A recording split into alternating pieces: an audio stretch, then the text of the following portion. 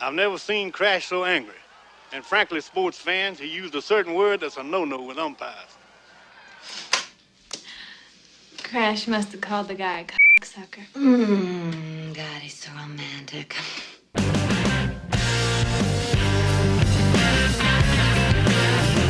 Oh, we get a lot of shots. Everybody come to their net. We just have to get more and more pucks to the net. We used to talk about in Vancouver getting pucks on net and pucks on net. Well, that's the key. We got to get the puck on net. What were you saying about putting pucks on net? Continue to put pucks on net and it's just getting pucks on net. Pucks on net and driving and making it a hard night on them. Live on tape from Geeta's apartment, her palatial estate on the 23rd floor. This is Pucks on Net, a Vancouver hockey podcast. Doesn't talk about fantasy or fancy stats. We're going to talk about alleged homophobic slurs a bit later on in the show, as it's all the topic across multiple sports. But in the meantime, we're going to talk about how beautiful it is in this town. My name is Ryan Schapp. I will be your host. I am a podcaster, a broken-hearted Seattle Mariners fan. And to my immediate left is Geeta. Hi, I'm Geeta, and I'm accident-prone. Right as we started recording the show, Geeta, who doesn't normally drink beer in his broadening her horizons. Yes, it's outside my comfort zone. She dropped in one hand her beer, which is a Whistler grapefruit ale, and in the right hand, their fancy wireless microphone, both shattered into a million pieces, or just kind of fell on the carpet. Let's have a moment of silence for the beer. And Cole, you have a checkered history with the podcast. I do. Friend of the show, from what you guys tell me. You know what? Yeah, more like an acquaintance of the show. You have gone from friend of the show, and you are transitioning to Black Ace. This is what can we call this? Like a training camp, the Young Stars tournament in Penticton. Like a Joker. It's the Young Guns. The Joker. He's not even a Black Ace. What is He's just a wild card at the moment. That is very well put, Geeta. Yes. To those listening at home, what is your association with the podcast, and a little bit about yourself? Well, I became your guys' friends after I met you through softball. Mm-hmm, the Shitty Beatles. Yeah, and you made quite the impression on us that day. Yeah, I did not know that Dave was a member of the Dead Dads Club, and not knowing that, I pretended to be his father for 7 of 9 innings. And made a whole bunch of inappropriate dad jokes, and then found out that there's a club. Yeah. There was a club that I wasn't aware of. McDonald's is mooching in on that club. They're targeting they're targeting the club. They're doing this McDonald's Big Mac commercial with like a kid and his dead dad. Yeah. And then P-Mac was like, "Is this marketing? Is this very That's niche weird. market?" It's very weird. I haven't seen it. Are they gearing towards Father's Day? Are you sad on this Sunday? Have a Big Mac. You could order it from a machine. Unless your dad died from eating too many Big Macs. Oh. Speaking of that, Dave and Paul aren't on the show this week. Paul is in the middle of... he's in Seattle. Road trip. He's road tripping. I think he's around Utah. And then Dave is in Thailand for what he confirms is... He says is not sex tourism. So right. No one's buying. So thank you for joining us wherever you got us from. Make sure you follow us on Twitter at PucksOnNetCA or PucksOnNetCa. And if you want to support the show monetarily and you want to give us a couple of bucks, throw a couple bucks our way. Mm-hmm. Some of us on the show are laid off. Maybe you want to help pay their electric bills. And if you want to... Don't look at me when you say that. I'm looking at myself in the mirror. I was going to say, both Geeta and I have jobs. Salt in the wound. Salt in the wound. If you want to support the show, get access to some more bonus content, which the last one featured Cole's sultry voice. It did. Head on over to patreon.com/pucksonnet. Starting about $5 a month, you can get access to weekly episodes like after this, Cole. I don't know if you're aware, but if you donate this week, I'll send you an autographed puck. Really? Sure. Okay. Yeah. If you first person to donate, let's do 2 people. Okay. Because I'll ship them. Yeah. If you want to donate to Patreon this week at any amount, which is you could do $5. Yeah. To get the bonus content, we will send you a Pucks on Net puck autographed by Geeta, and I'll ship them. That's fair enough. Yeah. That's a good trade-off. That's a good prize. That only is allowed available to the $15 a month backers. So okay. That is a bargain. That puck is practically free $99. Patreon.com/pucksonnet. Do you have one of those awesome pucks? I have a O-Pee-Chee card from you guys. Oh, okay. And we authenticated that Paul's autograph is real. Oh, yeah, there was a time when Ryan was forging them. Yeah, there was a time where we'd go to the post office and I'd say, well, I got Geeta here and Dave's busy and Paul's not here. I'm like, how would Paul write? So I just kind of put a backwards, P or something. And the A and the U were backwards. Pual McClellan. Anyway, they're not here this week, so we messed them. So we got a Black Ace show. So we're watching a lot of Ottawa Senators hockey. Yes. Are you? Oh, hang on. I'm sorry, you just woke me up. I was watching a Sens game. How come it took all these years for the trap to come back? And everything was about speed for the last 10 years, and now the 90s are really big right now, aren't they? Yeah, floral print. Yeah, super trendy. Everybody's dressing like it's 90210. Wide leg jeans are going to come back. Yeah. But frosted tips. Luke Perry's on our TVs. Is he? Yeah, he's on Riverdale. Oh, yeah, okay. Yeah. But it's hard to believe that it took 10 years for people to think, well, maybe we should play the trap again. 20? Because, well, come on, when did the trap stop? I don't know when it early stopped. 2000s? But when did New Jersey win with the trap? It was like 95-ish. Yeah, but they won up to 2003. Yeah. But I think the trap kind of died when they came back with the new rules. And they reinforced everything. You couldn't touch a guy with your stick without getting a slash or a hook. But now you're watching these games, and literally all you see is slashing and hooking. Like it's mostly just slashing. It's winning them games, except like yesterday. Yeah, well, that's the thing. Like if the Senators start playing the trap, and they go up, it's like the most boring piece of shit hockey you've ever seen. But if they're down early, like they have been the last two games, it's just kind of this. Okay, maybe we're not that good, and Erik Karlsson's ankle has exploded, and he's not very good, and we don't know what we're doing anymore. They also made a big deal, the Ottawa Senators, about putting a Canadian flag on their helmet. Because they have really adopted this Canada's team thing, except Canada hasn't totally adopted them. Sort of, yeah. I think that most of Ontario is still talking about the Toronto Maple Leafs. They're the only team that I would feel is Canada's team. Toronto? Because I personally hate every Alberta team. Yeah. Mm-hmm. The Leafs are what the Leafs are. Yeah. I don't understand when the Habs talk. The Jets are adorable. Because they speak Russian? Yeah, like the Jets and the but Ottawa they're barely Senators. Back. Yeah, I mean the Thrashers North. Yeah. Hey, they're going to be a good team in 2018. I think those two teams are kind of those lovable misfits that no one would ever need to cheer against. If it was Edmonton in the third round, how do you think this country would feel? Oh, I think McDaniels makes them very popular. You know what? I could not believe how hated the Oilers are in the realm of the Canuck fans. Because of the free wings or whatever? The free wings. Did you hear about that? At the Pint? Yeah. Yes. Very angry. You can put me in that angry team. How do you go there and prove you're an Oilers fan? You had to wear a jersey. Oh, that's it? Yeah. We would have found jerseys for free wings. Yeah, I mean, free wings is free wings. Yeah. No. There is one Oilers jersey you're allowed to wear as a Canucks fan, and that's number 99. Sure, we would have found those and worn them. What about Zach Cassian, 44? No. Come on. Well, they probably have his jerseys in there already. I feel like you've got to come down to that. Just like, are you more of a Canucks fan? Or are you a bigger Wings fan? Chicken wings fan. I would pay the $2.50 for pint wings and maintain my fan loyalty. Those wings are not $2.50 a pound. That's be what honest. they said. I love a good batch of honey garlic chicken wings. If I gotta wear, you know what you could do? Just wipe your face on that jersey.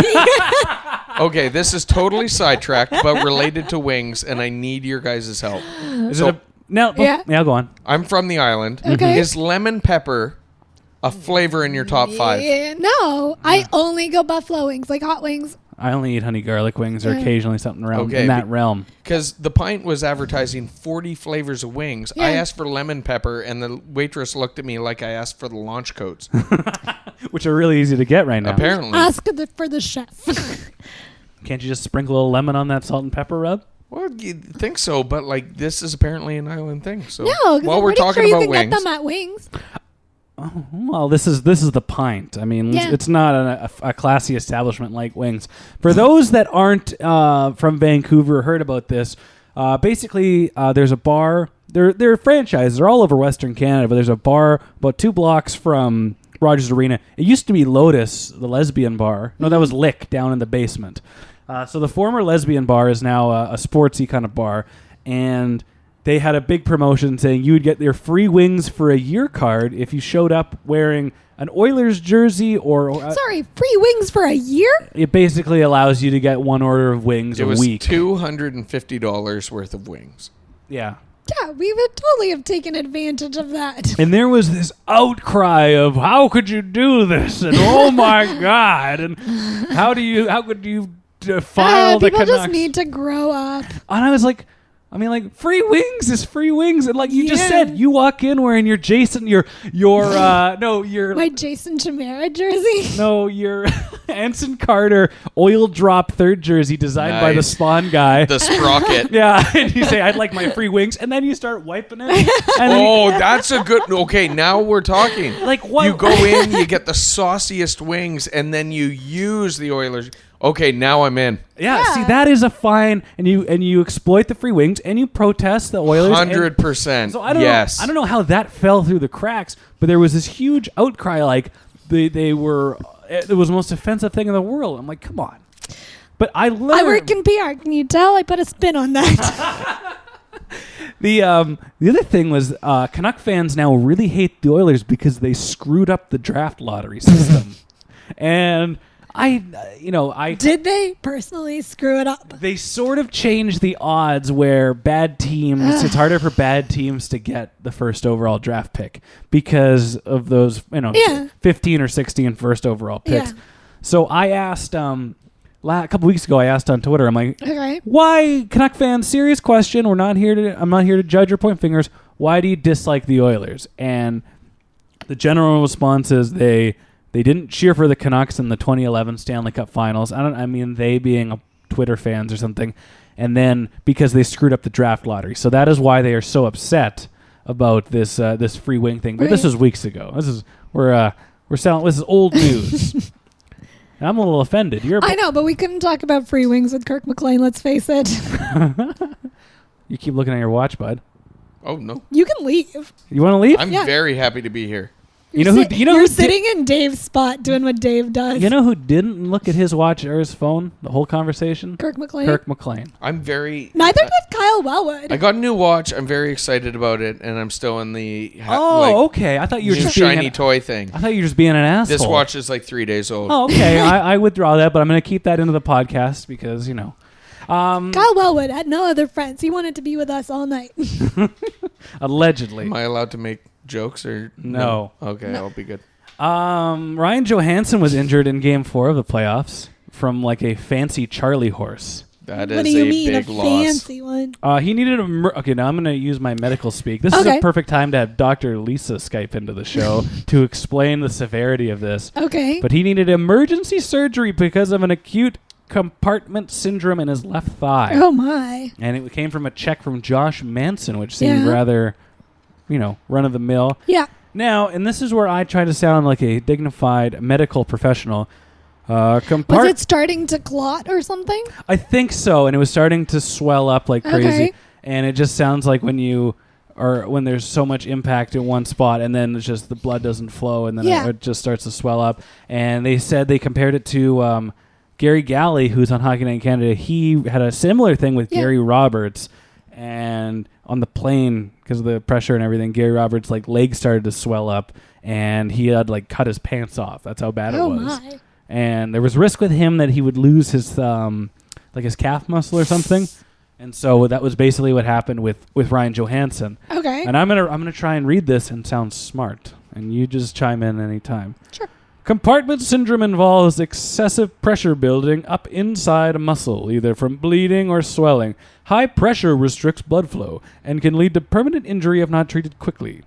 Johansson led the Preds with 13 points in 14 games. So what did they have to do? Release some fluids or something? I don't know, but they had to do emergency surgery, and he's done for the playoffs. Okay. So I don't know the extent of anything. I'm sure it'd be a pretty elaborate incision. It's got to be, just because... you think it's not like when they just drain a knee saying, put me back in for the third period, coach. I think it's probably actually because it'd be I'm guessing, in the muscle, and you're cutting the actual muscle. But you got to admit, like, that is the biggest shit card dealt to those Predators, because this is a team that now that they're succeeding, right? And the GM, David Poyle is his name. He is being, kind of like recognized for that. He's built this team out of trades, and he was the team that had they're using a lot of verbs, or a lot of terms to not say he had the balls to make the deal. Yeah. But cherries, or just fortitude. Was one metal. Have the guts. Yeah. So he had the guts to chutzpah. He had the chutzpah to trade like Seth Jones, who is going to be he should be playing in the NHL as a top 2 defenseman for 15 years. Yeah. They traded him because they could never get a top line center. Right. Okay. And so he had the guts to trade for Ryan Johansson, and now Ryan Johansson is performing after being a bit of a jerk and a bit of a D-bag in Columbus. Is he the one with the weird parents? I ask this question like every week. No, he doesn't. He doesn't have weird parents, but who was the one with the parents that ripped him off? Johnson. That's Jack Johnson. Oh, okay. Same team. Yeah. And he was a guy that he held out for more. We've talked about this. Listen, I don't. He's a great hockey player, but there's things you don't care for. And like, he held out for more money as an RFA, and then when there was trade talk about him, he had gotten this outdoor basketball court made in his house, and it was Columbus Blue Jackets colors and had the logo on it. And he goes, well, and he tweets it. He goes, oh, there's no way they're going to trade me now, and he got traded. So anyway, he was finally coming into his own as being everything he should be, and he gets this shit injury. So it's how old is he? I want to say like 23, early mid 20s or so. He's not an RFA anymore. And he's a local boy. He's from Port Moody, the city of arts. I find it funny now that because we've heard about these guys with social media and additional coverage, they come up as teenagers. Yeah. And you almost forget that they're 23 because you've been hearing about and you know too much about exposed to them. And your first real watching them play is the World Juniors. Mm-hmm. Yeah. And then you just assume that if a kid dominates the World Juniors, he's going to walk into the NHL and then dominate. And then it's like, oh, well, he's finally come into his own.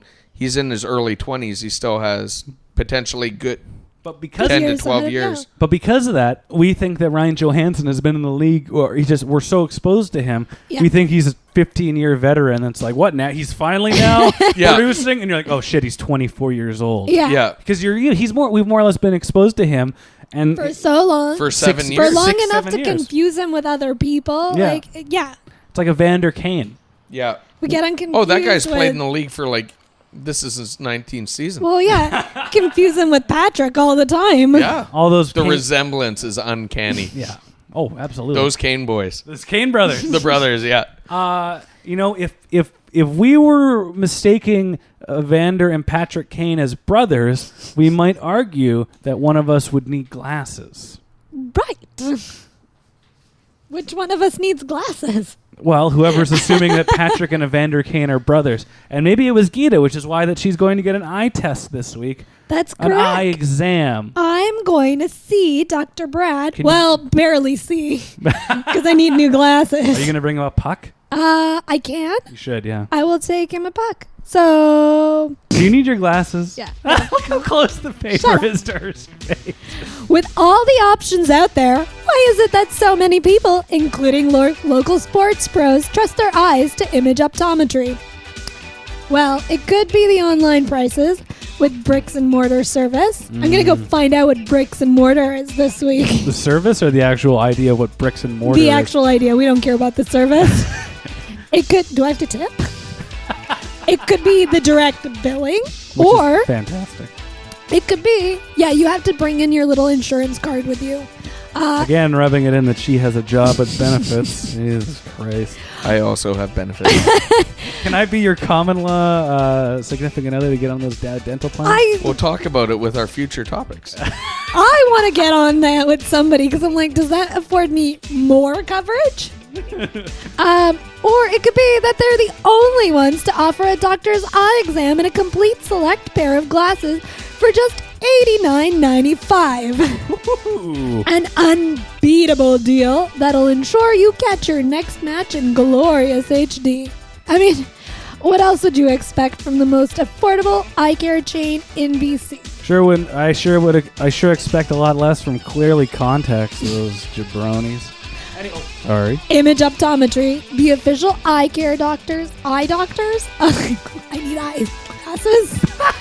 The official eye doctors of the Canucks. And Pucks on Net. And PMAC. And PMAC. Online at image.ca or image.ca. Imagine more for less. And now you're going to get thank God you're going to get your eyes tested because that was a chore. Well, yeah. I didn't actually know where the joke had stopped. It's like, oh, Geeta needs glasses. Oh, wow, look at the paper. It's 2 inches off her nose. That's what I say to you. I usually sit face to face with my monitor. It's like watching Mr. Magoo read that.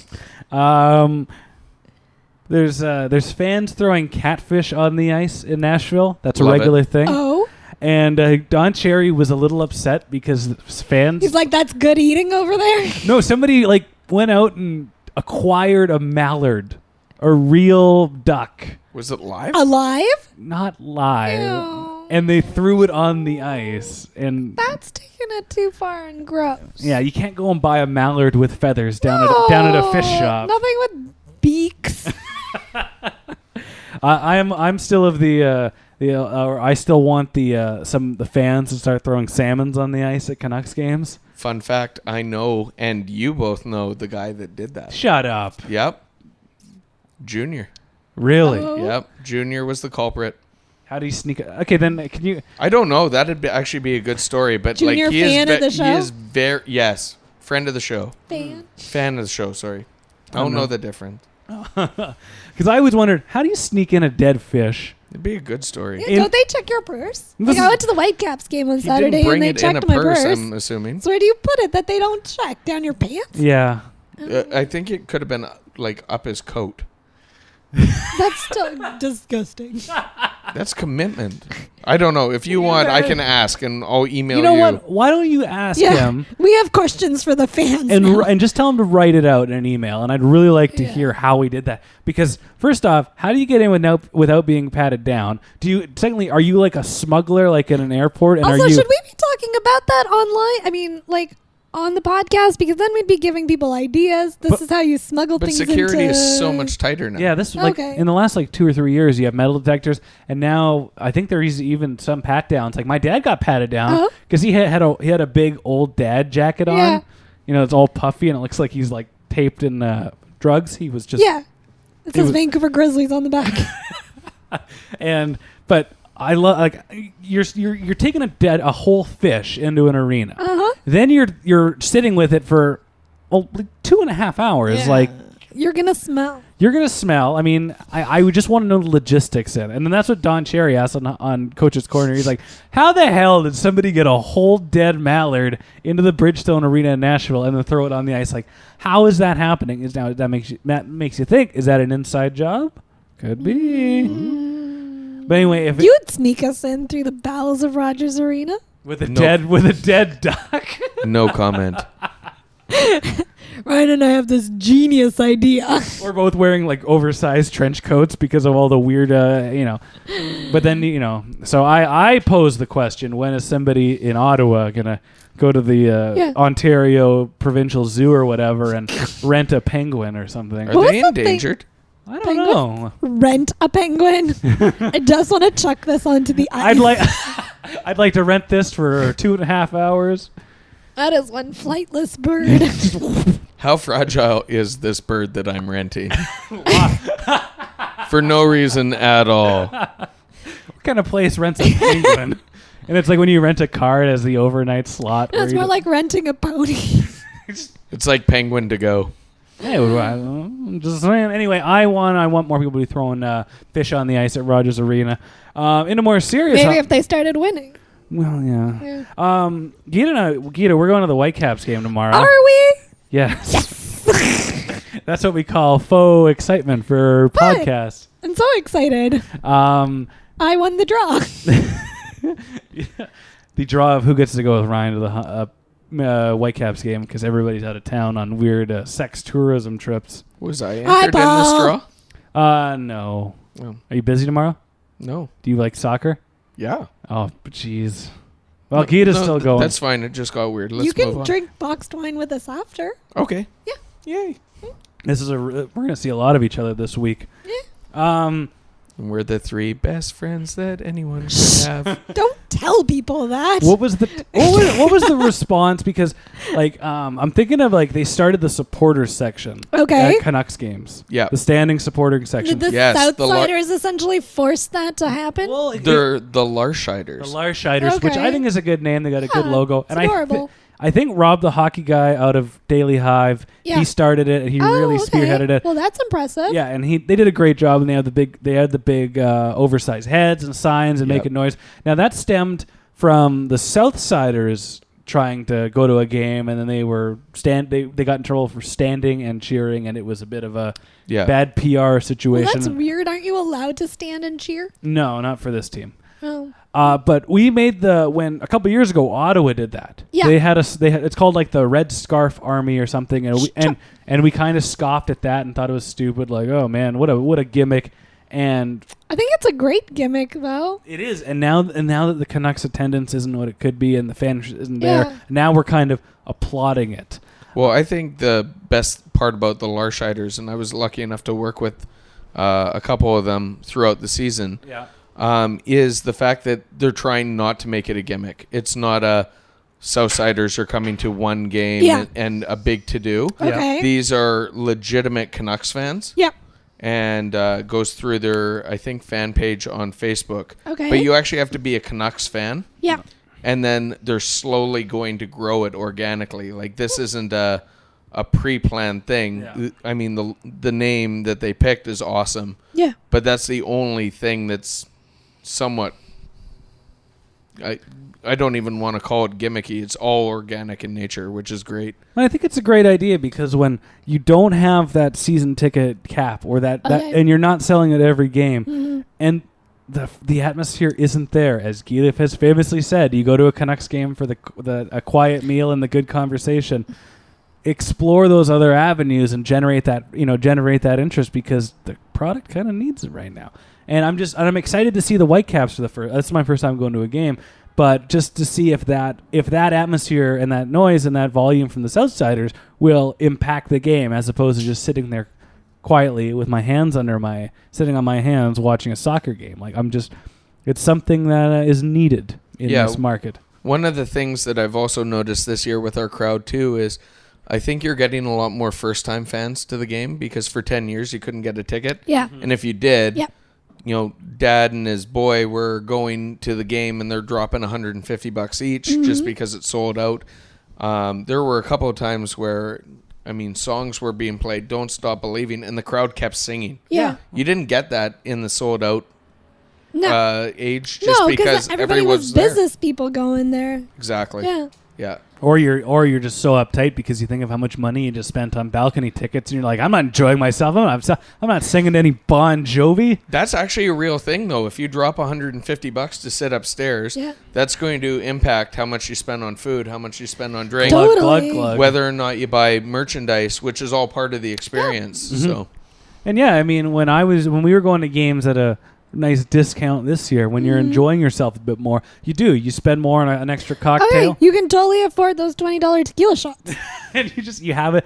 You're right. It is a different atmosphere and it's a different crowd, and I am enjoying it. I just hope that you see that more in the next season. I'm interested to see when the on ice product improves, because obviously working with the team, I know how much we try and put into the fan experience, which might not have been the case in past years. Right. When you mix effort on the fan experience side with winning hockey, then all of a sudden you can have the best of both worlds. Next thing you know, your Nashville Predators home game. Exactly. Getting rowdy and people aren't sitting on their hands. Oh my God, I'm so envious of that crowd. When was the last time Keith Urban sang the national anthem in Rogers Arena? I'm just trying to think of when the last time somebody famous celebrity, famous people would be Canuck supporters. Like, or the big anthem sing, Sarah McLachlan, maybe? I think that's more tied to playoffs. Yeah. Or unless you have like a tour in town. Right. But you gotta think about it. Like, you just don't have that celebrity involvement the way you do. Like, that entire city has embraced the Predators. Like, you Kings of Leon over in the bandstand crushing tall boys of Bud Light, like cheering on the Predators. Like, do Canucks games typically attract celebrities? Like, even when they were winning, were we getting celebrities? yeah, but it's a different kind of celebrity. There was, yeah. I mean, Michael Bublé, a big music scene. I mean, Nashville's kind of unique in terms of their market is country music. Exactly. So any country music star worth their salt is going to be like, I'm going to the Preds because they're popular now. You'd see celebrities every now and then at Canucks games, but it's not. It is apples and oranges for sure. But like the Rangers attract celebrities. Oh yeah, LA attracts celebrities. Yeah, even though they're competing with other major league sports. What, you don't think that the cast of Stargate SG-1 are big celebrities at the Canucks game or whatever syndicated sci-fi show is at the in town shooting right now? Smallville. That's Lex Luthor from Smallville at the Canucks game. Fun fact: shot in my hometown of Cloverdale, Smallville. Place dropper. Oh yeah, you really make friends by dropping Cloverdale. There's a couple things about the playoffs right now. Like, okay, there's not a lot going on in the National Hockey League, and when you're recording a podcast once a week of things to talk about that are going to be topics for a week, there aren't a lot of things because. But this is Monday afternoon. By the time this is done, the Predators could be in the Stanley Cup Finals. Okay. What time does that game start? That's a 5:00. Oh, okay. Marc-Andre Fleury got bounced, but one thing I want to talk about was last week we talked... Just him personally. Yeah, just him personally. We talked all last week, I did, about how much I love Marc-Andre Fleury. Yeah, his he's not getting back into the playoffs. No. Well, I mean, unless Matt Murray gets this compartment syndrome as well, then yes, Marc-Andre Fleury's coming back, or... He's got to pull his phalange. Gotcha. But... last week, I was loving that he took the net back and he persevered and he did what he had to do. And now they have one bad game. He's on MLS Las Vegas. Yeah, it's likely that he is going to be the next starting goalie of the Vegas Golden Knights, or maybe the Calgary Flames. But it reminded me of remember in the Olympics, in the 2010 Olympics, Marty Brodeur started. Yeah, and Luongo was the backup. Yeah. Even though Luongo was the younger one, but it was Marty's net to lose. Yeah. Yeah. And then the second that Marty had a bad game, or not even, I don't even know if he lost, but he had a bad game, they put Luongo in. Right. Luongo won. I'm like, okay, well, Brodeur's playing well. Yeah. Aren't you going to go back to Marty? No, it's Luongo. It's his net, and it's his for the long haul. And the same thing happened in Sochi, where Luongo started playing, right, and Carey Price was backing him up, and it was technically Luongo's net to lose. Yeah, Luongo didn't even lose. I don't even think if Canada lost at Sochi, but they had a bad game. And then Carey Price started. Right. And then I'm like, okay, well, Carey Price got his win. Are they going to go back to Luongo?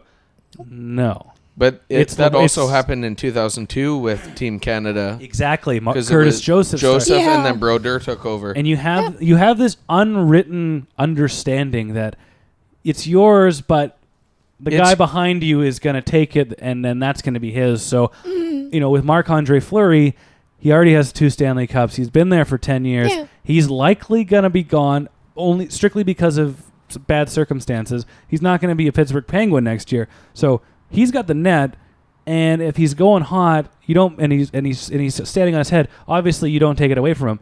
But the second he's not.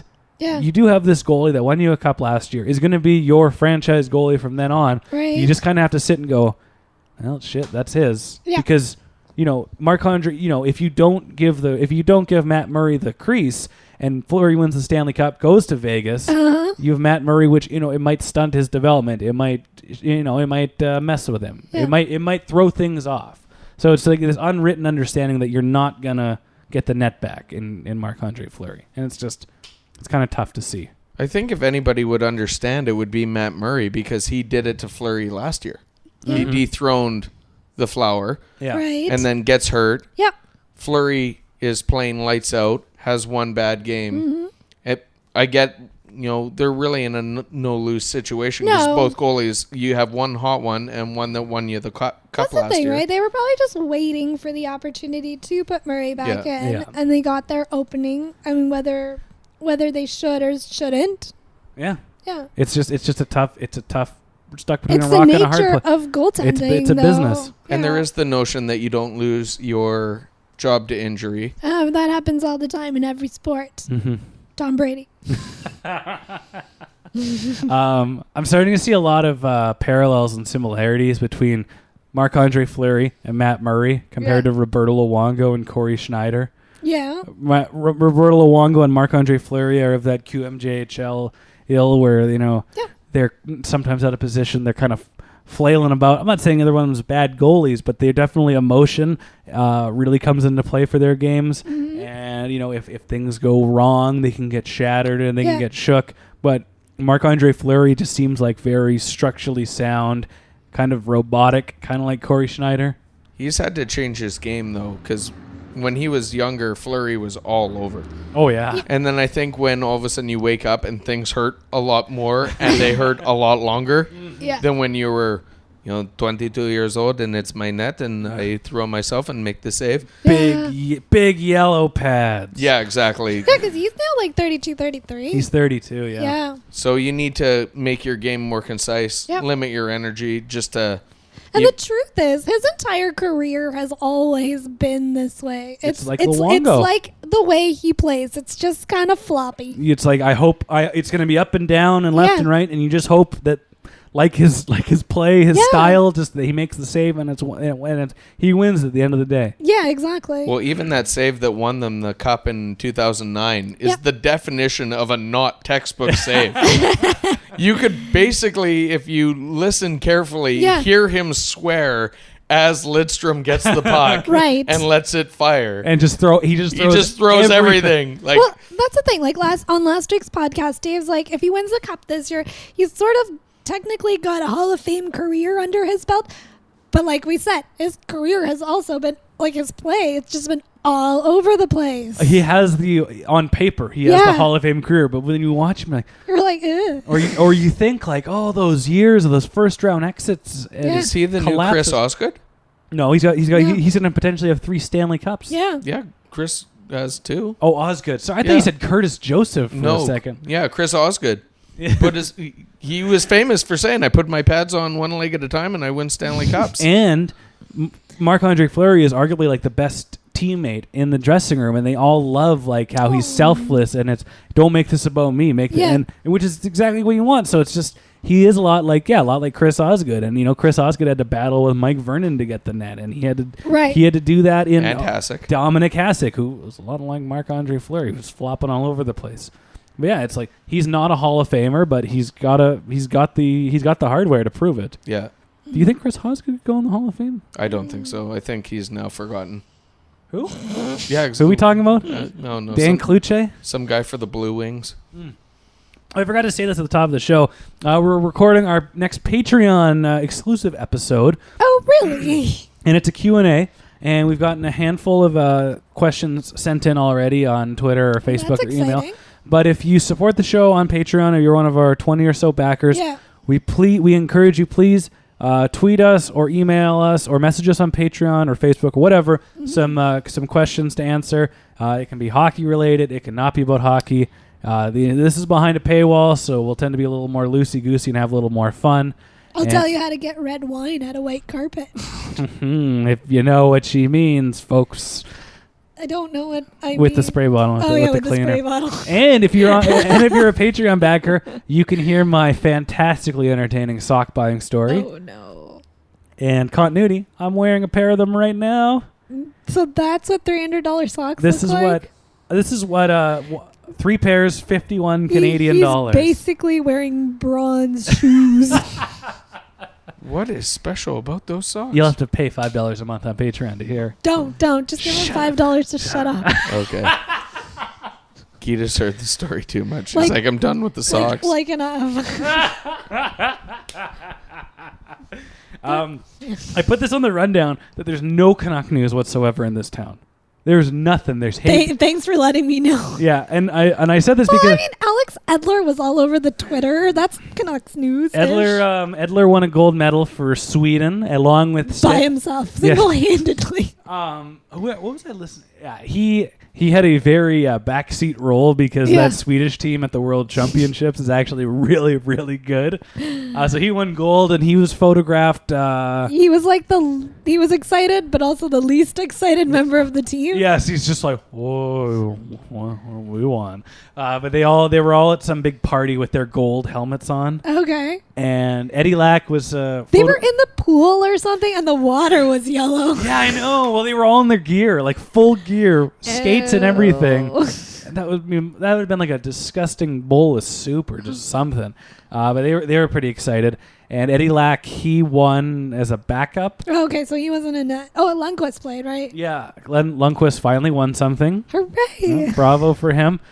He played Calvin Pickard. The Canadians had Calvin Pickard in net. He was a former Seattle Thunderbirds goalie. Is that what the Olympics are going to look like? Question for you. Yeah. Did Lundqvist win the gold in 2006 in the Olympics? No. I don't know. Why don't you look it up? All right, I'm on it. He's researching. Speaking of goalies, this was something that happened yesterday, which I've never seen before. The Penguins went up 4-0 on Craig Anderson. Okay. They took Anderson out in the first period, and they put Mike Condon in for 1 minute and 28 seconds. Why? So he could win the cup? I mean, what? Yeah, it's like pitching. Yeah. You're now the pitcher on record. Yeah. They took him out for... but don't you have to play, like, you have to get a game under your belt or something? I think in the Stanley Cup. Oh, okay. Henrik Lundqvist, number 35 in your program, number 7 in your heart. 7. He did won win the gold? 2006 gold medal in Turin. I didn't even know he was in the league at that point in time. I thought it was still Tommy Salo. What do you guys think when the backup wears number 1? I'm not okay with that. That's a backup number. Stefan Leave. What's wrong with number 1? If you're the backup, Well, you are I mean, not number 1. You wear your own number. You know, this will blow your mind. What's the last goalie to wear number 1 to win a Stanley Cup? Johnny Bauer? It hasn't happened in a long time. Think about it. John Quick, Corey Crawford, Antti Niemi, I think, Marc-Andre Fleury, Dominic Hasek, J.S. Shiger. Like, it hasn't happened in a long time. Okay. You're at least going to the 80s. Yeah. But anyway, so Mike Condon played for 1 minute and 28 seconds. Yeah. And then the TV timeout happened, and then Guy Boucher put Craig Anderson back in the game. Okay. For another minute 40 of the first, and then Mike Condon played the second and the third. So we thought we were seeing some Mike Keenan-esque bullshit of like the triple, quadruple pull, where you're going in, then you're going in, then you're going in, then you're going in. Right. But we learned later that Guy Boucher did that so he didn't have to burn his timeout. Yeah. Because you lose your challenge if you use your timeout. Which really, you think about it, as great as challenges are, to lose your option for that timeout, like it completely changes the game and how you coach and how you play. Yeah. And how you coach, and you just like you want at that challenge, but at the same time, like if I'm go down 3-0 early, how do you get that time to gather your troops to say everybody calm the hell down and remember how to play hockey? Like you don't think about that. Yeah. And so I have to give a research credit to Chelsea in Hawaii because she saw the notes on Patreon and said, this is what happened. And I thought I was just seeing Guy Boucher being an idiot losing his mind. Yeah. Which would have been way funnier. When I read it in the rundown, I just went Mike Keenan. So yeah. Makes more sense now. Guy Boucher has his Mike Keenan poster on as well. Yeah. He also is in his Bond villain castle that he lives in. Yep.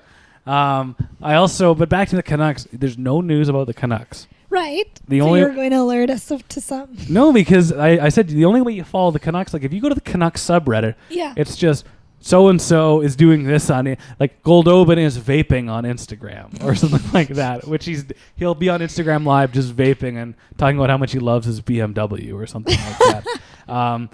But you can only see what the Canucks are up to via like Snapchat or Instagram. I don't follow them. Well, Troy Stetcher was at the Whitecaps game on Saturday. Oh, okay. And he had all Everybody was at the Whitecaps game on Saturday. Was Literally. I wasn't. I was at work. Did somebody invite you? I to the wouldn't Whitecaps game? recognize Stetcher if he didn't have his dog at the game. Yeah, I'm like, well, yeah, his Burmese mountain dog isn't there. So which one's Bernese? Bernese, yeah. Not with an M? No, it's not from Burma. I don't know how dogs work.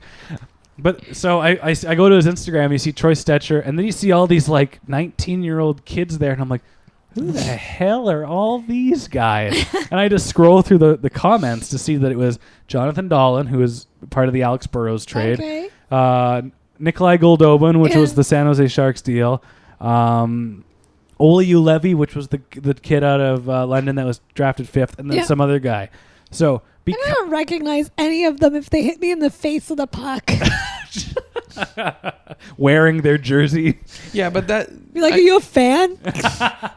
That happens, though, because I remember back in 2006 when Ryan Kessler got offered an offer sheet. Yeah. And then all of a sudden we're paying him like $4 or $5 million, and the guy had a cup of coffee in the NHL. Yeah. Like, who the hell is I'm this like, guy? who is Ryan Kessler, and why are we spending all this money? He turned out to be okay. He turned out to be pretty good. Yeah, that's right.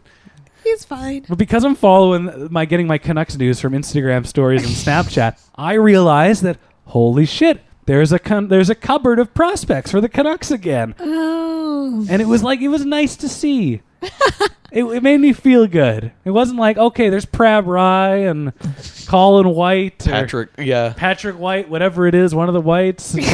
I hear Alex Auld might do something, and who is it? I can't wait for goalie of the future, Kevin Weeks, to finally pan out. I'm really looking forward to that. He's doing a great job on the NHL Network. He got mad at me tweeting from the Pucks.net account. Again?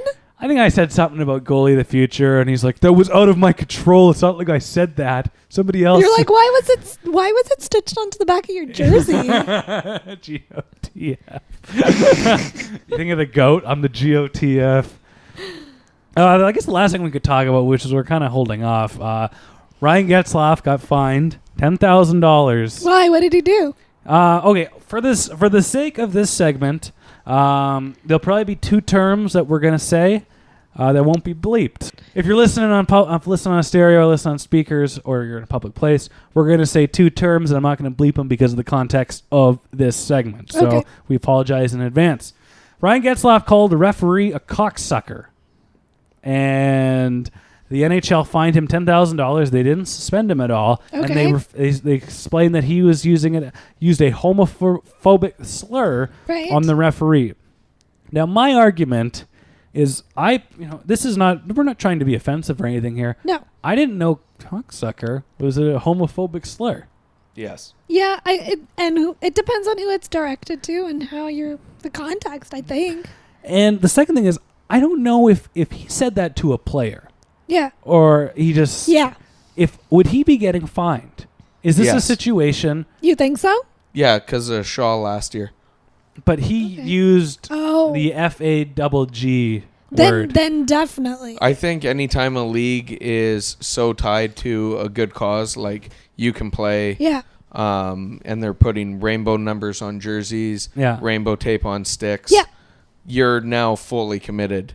Like, call a guy a piece of garbage, or pick a more harsh word. Yeah, no, it's not something that we condone here at Pucks on Net at all. However, the F word, I think it's a lot more. It's an offensive insult and a slur, and it's hate-filled. Whereas cocksucker almost comes across as a colloquialism. I mean, it's not offensive to call Geeta a cocksucker. It is. But it's not a homophobic slur. No. But it's a gray area term. And it's just... because I don't think you say it with the intent of it being homophobia. Yeah. Whereas the other one definitely is a lot heavier. Who is it that does You Can Play? It's Burke's son. It's Brandon Burke, right? Yeah. Brandon? Yeah. Burke Jr. Yeah. Explained it last season, I think, with Shaw. Okay. And it's basically him acknowledging, especially where his dad works, that hockey is an emotional game. Yep. You're losing your temper. And he's like, And where the problem isn't with the term. You can alternate between the two, or you can even think of more homophobic sayings. But he's like, in losing your temper, you look at somebody else. And basically, the worst insult that you can think of at that time relates to their sexuality. Insinuating they're homosexual, But, okay. And I'm not defending it. I never have. What if you were angry at a woman? There's a couple of terms you would use. Yeah. And they're not homophobic, but they're just as harsh. And I would think in today's day and age, if you had like co-ed NHL, say Menno Rheaume is back playing for the Tampa Bay Lightning, they would also have safeguards in place that you couldn't call her those gender disparaging. If Ryan Getzlaf called the referee a fucking asshole, more do you think that he would have a $10,000 fine? No, not at all. I think he'd get a 2-minute penalty. Really? Okay. Well, I think you get. Well, yeah, exactly. I think you get one warning. Call me that again, and you're taking 2 in the box in the Stanley Cup playoffs, and you're an idiot. I can understand where we're discussing that confusion of whether it is a homophobic slur or not. But if you think about it, what's the origin of that insult? It's probably homophobia. It's likely homophobia. It's 100% homophobia. So you know what? It's a fun word to say and not necessarily to call somebody that. Like on Trailer Park Boys, once an episode, Bubbles would say the term cocksucker, and he wouldn't be using it as an insult. He'd be like, it'd be like equivalent of stubbing hitting your hand with a nail or with a hammer.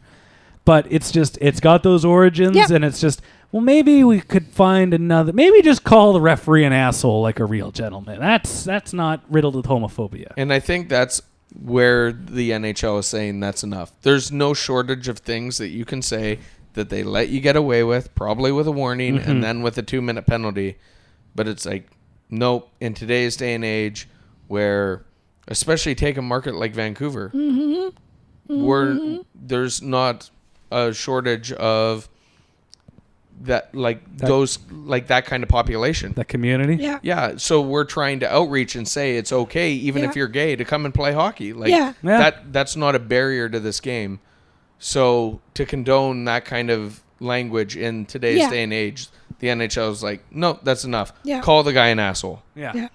Call him a bad. Drop an F-bomb. People are a little upset that like Ryan Getzlaf kind of gave like a I'm sorry, not sorry kind of half apology. I can understand why he's upset, but at the same time, it's just that it's that better PR, or just like you look better just accepting your fault. Like Kevin Pillar, it's amazing. These happened a week apart. Kevin Pillar of the Toronto Blue Jays, he struck out in a blowout against the Braves, and he looked right on camera, and you could pick it up. He called the Braves pitcher, the old FAGG term, and they suspended him 2 games. The team did, as opposed, and the league accepted it. And then they took their pay, and like he realized instantly how much he screwed up. Right. And like, I mean, he didn't sleep at all that night, and he apologized before they even. That was even the thing. So, it's like, and you just hope that this leads to him learning from his mistakes and getting better at it, and realizing you shouldn't go to that phrase or that idea of insult when you're in the heat of the moment. And I think too, like, the NHL, you have 700 guys. You have how many guys in baseball? Probably 700. We've all been drafted. Yeah, exactly. I think I'm going to Milwaukee or something. Nice. But you can't tell me that there's not gay players in those leagues. I'm not buying it. But as long as that is still accepted, and Ryan Getzlaf comes out with I'm sorry, I'm not sorry, I'm more sorry that I'm losing $10K. Yeah. Well, what happens if there's a guy in his locker room? You're the captain. Mm-hmm. Yeah. Okay, perfect. So my captain lost his temper. Yeah. And called the ref that. Mm-hmm. Yeah. Yeah, hey, by the way, Getsy, I'm gay. Not really something you're going to bring to the party. No. Because then he's going to be like, oh, great, now we got this guy, and now I got to deal with this burden. Like, you are what I just called him. And it's not a burden. And exactly, that's what they're thinking. In fact, what he should do is probably going to one of those organizations, offering to support them in some way. You'd think, but you'd think that, there's a reason. Maybe it could very well be that culture of bullshit that if there's a closeted player in the NHL, it's just fueling their desire not to come out while they're still in the league. That's what you'd want. You'd want a star to step up at this point in time. A star or a tough guy? A star. Yeah. A star. And say, someone who knows their place in the league. Yeah. And say, I'm gay. Yeah. It'll be a really interesting day when that finally happens. Yeah. And especially, it's like we're not to discredit players in other sports that come out while active players, but somebody of that caliber, that's that big of a star and has that level of influence on the game and the fans. Yeah. It'd be very interesting to see what the reaction would be like. Well, I think we can close this week's podcast out on that very frank and civil discussion about homophobia in sport. Look at us getting all serious. Yeah, you know what? We don't condone homophobia in any avenue. I wholeheartedly agree. Yeah. And as I said, in the midst of it, it was a fun phrase to say. If you got to explain or give context to a phrase or a word you say, maybe don't say it. No. Maybe. I think it's just one of those things. Like, it's one of those terms that's evolved. Yes. And that's probably where he was coming from. But it's not appropriate. It's time to go with a new one. So maybe I'll just say "son of a bitch." Yeah. F*** you.